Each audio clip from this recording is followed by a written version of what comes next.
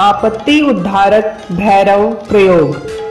कलयुग में भैरव प्रयोग शीघ्र फलदायक माने गए हैं।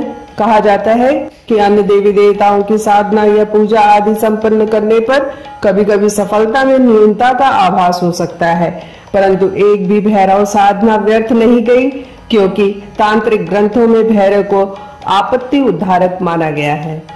जीवन में चाहे किसी भी प्रकार की आपत्ति आई हो, भैरव साधना से वह शीघ्र ही समाप्त हो जाती है। यह प्रयोग अत्यंत गोपनीय और महत्वपूर्ण है तथा भैरव प्रयोग के बारे में कहा जाता है कि इस प्रकार के प्रयोग को गोपनीय ही रखना चाहिए और पिता को भी चाहिए कि वह अपने पुत्र को भी इस प्रकार के प्रयोग न सिखावें।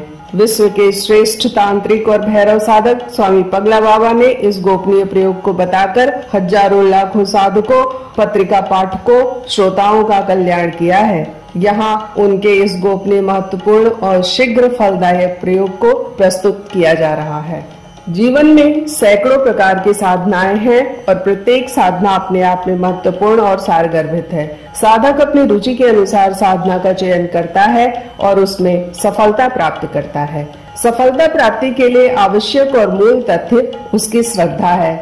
श्रद्धा के बल पर ही वह अपने उद्देश्य में और अपनी साधना में सफल हो सकता है। हमारा जीवन संघर्षमय जीवन है, जिसमें पग पग पर विपत्तियों और बाधाओं का बोलबाला है। यदि हम शांति पूर्वक जीवन बिताना भी चाहें, तब भी चारों तरफ का वातावरण ऐसा नहीं करने देता। जीवन में सफलता के लिए यह आवश्यक है कि हम मानसिक रूप से स्वस्थ हों और किसी प्रकार का टेंशन या तनाव हमारे मानस में ना हो। साथ ही साथ हम इस प्रकार की समस्याओं से दूर रहकर सही प्रकार से चिंतन कर सके और जीवन को पूर्णता दे सके। ऐसी स्थिति में साधना पक्ष ही हमारे लिए सहायक हो सकता है। इन साधनाओं में भी आपत्ति दूर करने के लिए भैरव साधना सबसे अधिक सहायक है। चाहे कोई मुकदमा चल रहा हो, शत्रु से परेशानी हो, पति पत्नी में मतभेद हो, व्यापार में बाधाएं हो, नौकरी में प्रमोशन ना मिल रहा हो, अधिकारियों से मतभेद हो गया हो अथवा सही स्थान पर स्थानांतरण नहीं हो रहा हो, घर में बीमारी नहीं जा रही हो, पुत्र सुख नहीं प्राप्त हो रहा हो, पुत्र की आदतें बिगड़ गई हो, स्वयं बीमार हो, आर्थिक समस्याओं से जूझ रहे हो या कोई इच्छा अधूरी रह गई हो अथवा ऐसी कोई भी आपत्ति हो, तो आपत्ति उद्धारक भैरव प्रयोग सफलतादायक माना गया है। इस साधना को कोई भी साधक कर सकता है। इसमें किसी प्रकार की बाधा, भय या समस्या नहीं आती या किसी प्रकार की कोई कठिनाई भी उसको देखनी नहीं पड़ती। यह एक प्रकार से सौम्य साधना है और किसी भी वर्ण का गृहस्थ या सन्यासी इस साधना को संपन्न कर सकता है। साथ ही साथ इस साधना की यह भी विशेषता है कि इसमें कम से कम उपकरणों की जरूरत पड़ती है और किसी प्रकार की कोई जटिल विधि नहीं है। इस साधना को पुरुष या स्त्री कोई भी संपन्न कर सकता है। इस साधना के द्वारा पति या पत्नी को नियंत्रित किया जा सकता है, उससे मतभेद दूर किया जा सकता है। पति या अपने परिवार के सदस्यों की दीर्घायु के लिए भी यह साधना सफलतादायक है। आगे साधना स्पष्ट किया जा रहा है। इस साधना को किसी भी माह से प्रारंभ किया जा सकता है, परंतु यह साधना शुक्ल पक्ष के पहले मंगलवार को प्रारंभ की जा सकती है। यह साधना किस दिन समाप्त होती है यह महत्वपूर्ण नहीं है, परंतु शुक्ल पक्ष के प्रथम मंगलवार से इस साधना को प्रारंभ करना आवश्यक है। पूजन सामग्री। साधना प्रारंभ करने से पूर्व ही आवश्यक सामग्री को मंगवा कर रख लेना चाहिए। 1 किलो चावल, 1 मीटर लाल वस्त्र, लकड़ी का एक तख्ता, थोड़ा सा गंधक, तांबे का एक लोटा और एक जलदार नारियल। साधक इस प्रयोग को अपने घर में या अन्य किसी स्थान पर कर सकता है।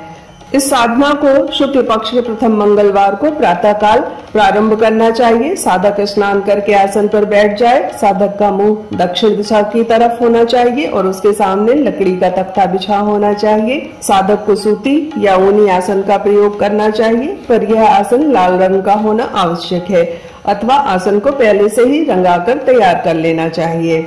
यदि स्त्री साधक हो तो वह ऋतु धर्म से निवृत्त होने के बाद ही इस साधना को प्रारंभ करे। इस बात का ध्यान रखे कि साधना काल में वह रजस्वला न हो। यदि ऐसा हो जाता है तो वह साधना अधूरी मानी जाती है। साधक एक धोती पहन कर बैठे और ऊपरी शरीर पर चादर ओढ़ ले। यदि ठंड है तो ऊनी कंबल भी ओढ़ सकता है।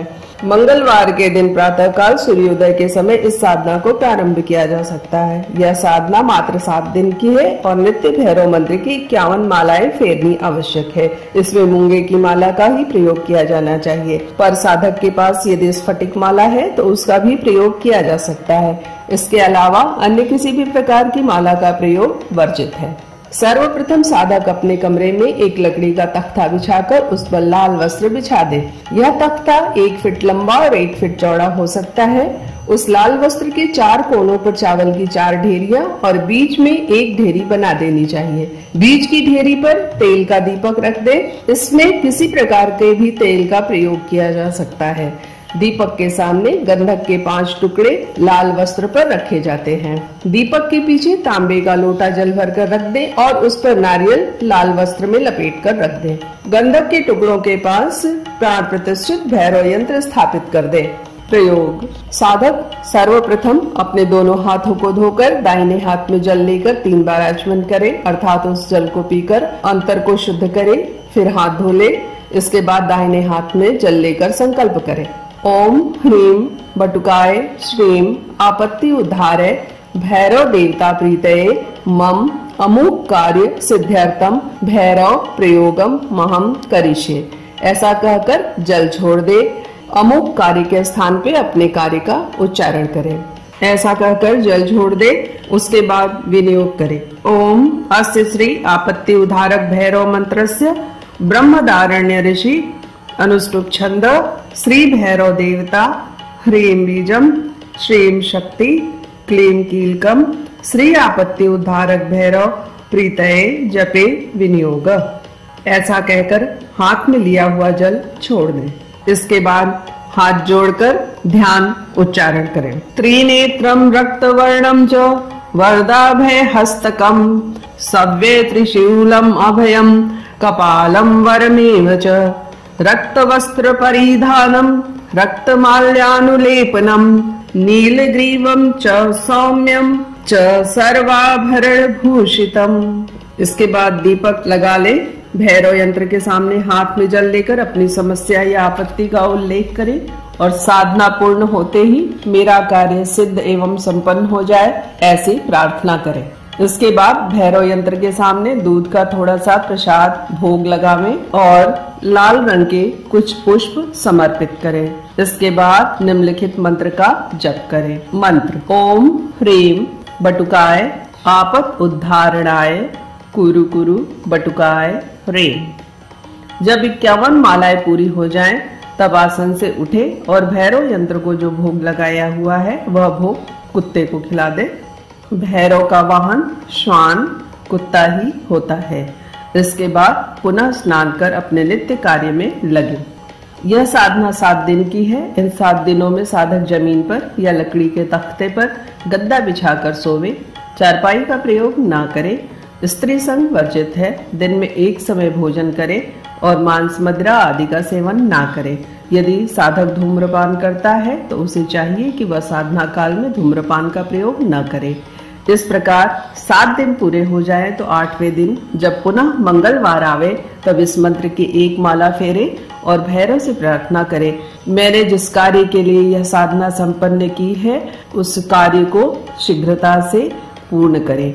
इस प्रार्थना के साथ किसी एक बालक को अपने घर में भोजन पर आमंत्रित कर उसे भोजन कराएं।